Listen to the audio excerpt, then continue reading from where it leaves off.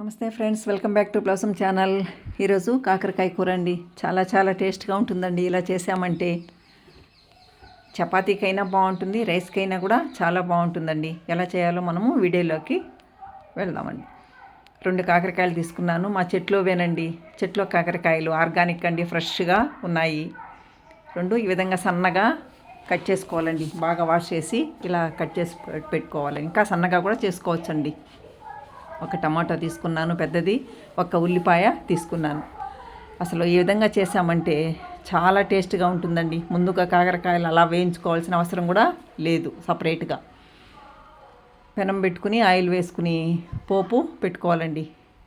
అది వేగిన తర్వాత ఉల్లిపాయ ముక్కలు బాగా వేయించుకోవాలి, మంచి కలర్ వచ్చేంత వరకు. ఉల్లిపాయ వేగిన తర్వాత కొద్దిగా కరివేపాకండి. ఈ 2 వేగాక కట్ చేసి పెట్టుకున్న కాకరకాయ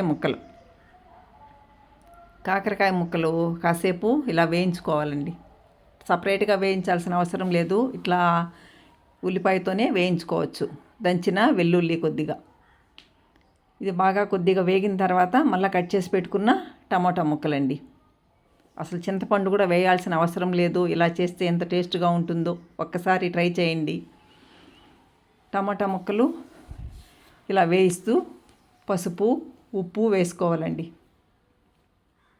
పసుపు ఉప్పు వేస్తే కొంచెము టమాటా అంతా కూడా మగ్గుతుంది. ముందుగా టమాటా వేస్తే కాకరకాయ వేగదండి. అందువల్ల కాకరకాయ కాసేపు వేగిన తర్వాత టమాటో వేసుకోవాలి. దీన్ని ఇలా మూత పెట్టాలండి.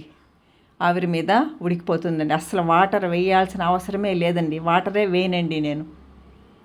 తగినంత కారము, ధనియాల పొడి అంతేనండి.